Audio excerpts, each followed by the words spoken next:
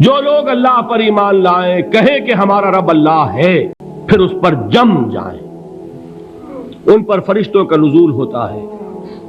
نہ کوئی غم کرو نہ خوف، خوشیاں مناؤ جنت کی جس کا تم سے وعدہ کیا گیا تھا۔ اللہ کی ربوبیت پر اطمینان جب انسان کو ہو جاتا، میرا رب اللہ ہے، ربی اللہ، انسان کے لیے نہ کوئی کھٹکا، نہ کوئی خطرہ، نہ کوئی خوف، نہ کوئی حزن۔ جو کچھ ہو رہا ہے کس کے اذن سے ہو رہا ہے؟ اللہ کے اذن سے۔ اللہ کے اذن کے بغیر پتہ تک نہیں ہلتا۔ یہ کوئی اندھا بہرا مادہ نہیں ہے جس سے مجھے کوئی خوف ہو۔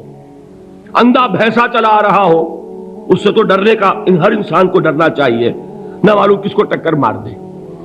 لیکن نہیں، اس کائنات کو چلانے والا ایک سمیع و بصیر خدا ہے، وہ جو میرا دوست ہے، میرا ولی ہے۔ اللہ ولی الذین آمنوا یخرجہم من الظلمات الی النور۔ اللہ اہل ایمان کا ولی ہے، ساتھی ہے، پشت پناہ ہے، مددگار ہے، حمایتی ہے۔ بتائیے جسے یقین ہو جائے کہ اللہ میرا مددگار، اللہ میرا محافظ، اللہ میرا پشت پناہ، اللہ میرا حمایتی، اس کے لیے کوئی خوف ہوگا؟ اس سے کوئی ڈر ہوگا؟ میں مثال دیا کرتا ہوں ایک بہت سادہ، پنجاب کے دیہات کی۔ تو بڑا چودھری ہے اور کوئی غریب کسان ہے۔ اس غریب کسان کے جانوروں کو ہر وقت اندیشہ ہوگا چوری کا، کوئی میری بھینس کھول کر نہ لے جائے، کوئی میرا بیل کھول کر نہ لے جائے۔ لیکن جس کے بارے میں یہ سب کو معلوم ہو کہ وہ جو بڑا چودھری ہے وہ اس کا دوست ہے، اس کی بچیا کو کوئی خوف ہوگا؟ اس کی بھینس پر کوئی ہاتھ ڈالے گا؟ اسے کوئی اندیشہ ہوگا؟ نہیں۔ کیوں؟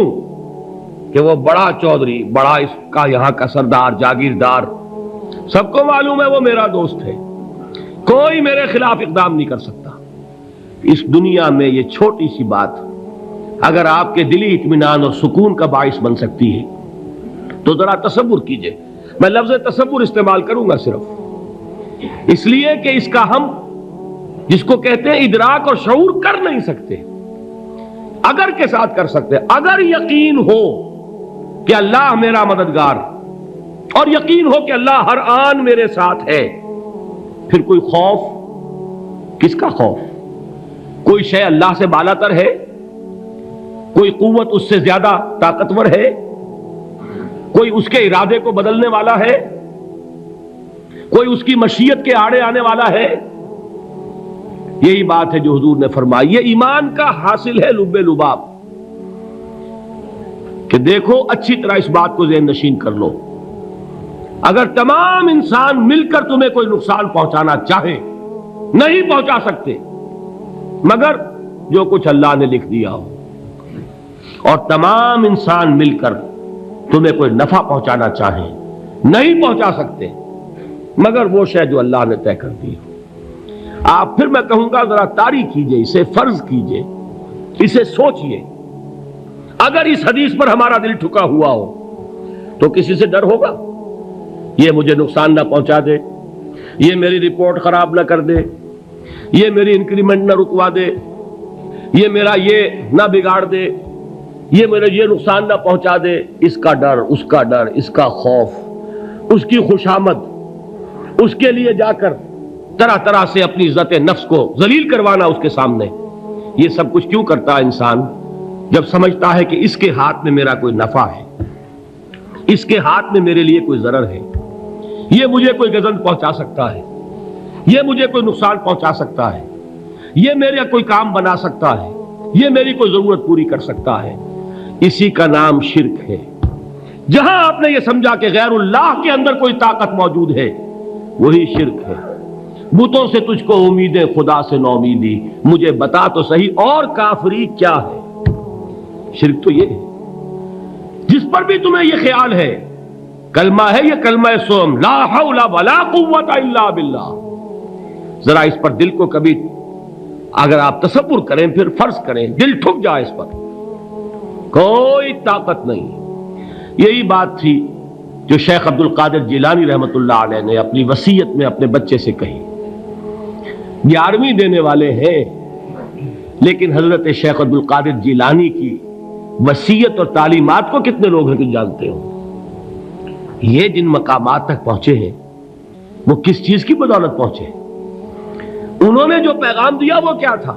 اے میرے بچے، جس طریقے سے قرآن مجید میں حضرت لقمان کی نصیحتیں جو ہے نقل کر دی گئی ہیں، میں یہ عرض کروں گا بالفرض اگر قرآن حضرت عبد القادر جیلانی کے بعد نازل ہوا ہوتا تو شیخ عبد القادر کی یہ نصیحتیں بھی قرآن میں درج ہوتی. اتنی اونچی نصیحتیں ہیں. اے میرے بچے، اس حقیقت کو ذہن نشین کر لے، لا فاعل فی الحقیقت ولا مؤثر الا اللہ. اس کائنات میں نہ کوئی فاعل حقیقی ہے نہ مؤثر حقیقی ہے سوائے اللہ کے. کسی شے میں کوئی تاثیر نہیں اگر اللہ نہ چاہے. آگ جلا نہیں سکتی اگر اللہ نہ چاہے. پانی ڈبو نہیں سکتا اگر اللہ نہ چاہے. زہر ہلاک نہیں کر سکتا اگر اللہ نہ چاہے. کوئی چیز فائدہ نہیں پہنچا سکتی اگر اللہ نہ چاہے. تو در در پہ کیوں سر جھکاتے ہو؟ در در پر کیوں جبیں سائی کرتے ہو؟ سب کے سامنے کیوں ہاتھ پھیلاتے ہو؟ ایک اللہ سے مانگو، ایک اللہ کے سامنے زبین پر اپنی جبین رکھو.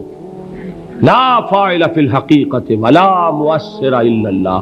نظر آتا ہے ہمیں کہ پانی پیاس بجھا دیتا ہے.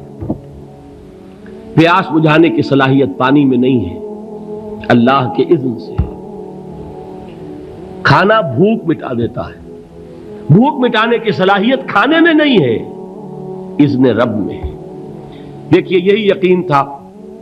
حضرت موسیٰ علیہ السلام کا واقعہ یاد کیجئے. سامنے سمندر آ گیا ہے، قوم دیکھتی ہے پیچھے کہ گرد و غبار کا طوفان ہے. معلوم ہوا کہ فرعون اپنے لشکر سمیت آ گیا ہے. لشکر جب چلتا تھا تیز رفتاری کے ساتھ تو گرد و غبار کا جو طوفان اٹھتا تھا اس کا تصور کیجیے. اور لمحہ بلمحہ وہ قریب آ رہا ہے. پوری قوم نے کیا کہا؟ اے موسیٰ انا لمدرکون، اے موسیٰ ہم کو پکڑے گئے.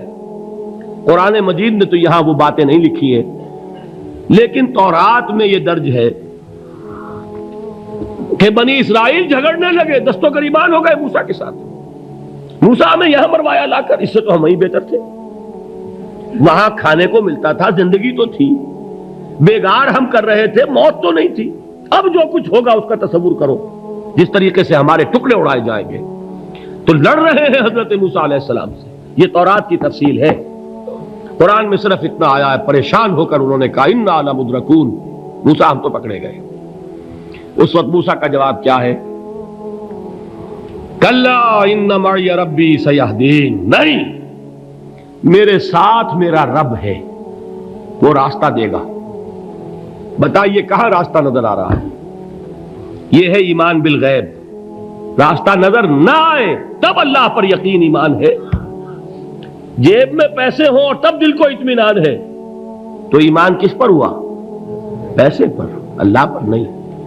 جب وسائل و ذرائع نہ ہو اور پھر یقین ہو کہ اللہ مسبب الاسباب ہے، وہ اسباب کا پابند نہیں ہے، وہ اسباب کا محتاج نہیں ہے، اسباب اس کے محتاج ہیں.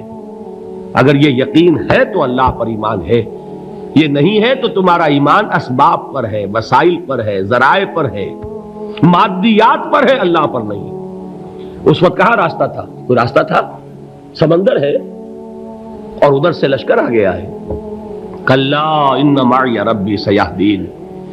اب دیکھیے ایمان کہہ دینا آسان ہے، ہوا معکم اینما کنتم، جہاں کہیں بھی تم ہوتے ہو اللہ تمہارے ساتھ ہوتا ہے. لیکن اس کا یقین قائم ہو جائے تو زمین و آسمان کا فرق واقع ہو جائے. یہی بات ہوئی حضور کے ساتھ. غار ہے، چھپے ہوئے ہیں محمد الرسول اللہ اور آپ کے وہ یار غار ابو بکر صدیق رضی اللہ تعالی عنہ. اقبال نے حضرت ابو بکر کی شان میں چند اشعار کہے صرف، لیکن واقعہ یہ ہے کہ بھاری بھاری نظموں پر اور قصیدوں پر بھاری ہے. طویل ترین نظمیں اور قصیدے ہوں ان پر بھاری ہے. ہمت ابو بکر کی ہمت جو ہے کشت ملت را چو ابر، جیسے بارش سے کھیتی اپجتی ہے، ابو بکر کی ہمت اور عزیمت اس امت کو اسی طرح سینچنے والی ہے۔ ثانیے اسلام و غار و بدر و قبر، وہ دوسرے تھے اسلام میں، دوسرے پہلے کون تھے؟ انا اول المومنین، حضور فرماتے ہیں سب سے پہلا ایمان لانے والا میں، دوسرے ابو بکر۔ ویسے ہمارے ہاں یہ چلتا ہے اختلاف، حضرت علی پہلے ہیں کہ حضرت ابو بکر پہلے ہیں، لیکن اس میں بڑی خوبصورت تطبیق قائم کی ہے علماء نے، اور بہت صحیح ہے۔ چار کے بارے میں فیصلہ ہی مت کرو کہ کون پہلے ہے، ان کی ایک عجیب تقسیم کر دی ہے۔ آزاد مردوں میں، بالغ مردوں میں سب سے پہلے ابو بکر، بچوں میں سب سے پہلے علی، خواتین میں سب سے پہلے خدیجہ، اور غلاموں میں سب سے پہلے زید ابن حارثہ۔ بڑی پیاری تقسیم ہے، یہ چاروں ہی پہلے ہیں، ہر ایک کے لیے اولیت ہے۔ اور واقعہ یہ ہے کہ اگر زمانی اعتبار سے تعین ہوگا تو پہلے خدیجۃ الکبریٰ آئیں گی رضی اللہ تعالی عنہ، کسی اور سے بات کرنے کی نوبت بعد میں آ سکتی ہے، پہلے تو اہلیہ محترمہ سے بات ہوئی ہے، آتے ہی پہلی وحی ہوئی ہے، ابھی تبلیغ کا حکم نہیں تھا۔ کس کو بتایا واقعہ؟ ابھی اپنی نبوت کی تبلیغ کا تو حکم ہی نہیں آیا، واقعہ کس کا ہے؟ وہ خدیجہ کا ہے۔ جب کہا ہے کہ خشیت علی نفسی، مجھے اپنی جان کا اندیشہ ہے، تو کیا جواب دیا خدیجہ نے رضی اللہ تعالی عنہا؟ وہ صدیقۃ الکبریٰ ہے، صدیقات جو ہے خواتین، ان میں چوٹی پر خدیجۃ الکبریٰ ہے رضی اللہ تعالی عنہا، اور صدیق جو مرد ہیں ان میں صدیق اکبر ہے ابو بکر صدیق رضی اللہ تعالی عنہ، لیکن صدیقات میں چوٹی پر۔ جب حضور نے فرمایا خشیت علی نفسی، کیا فرمایا، کیا عرض کیا، کیسے تسلی دی؟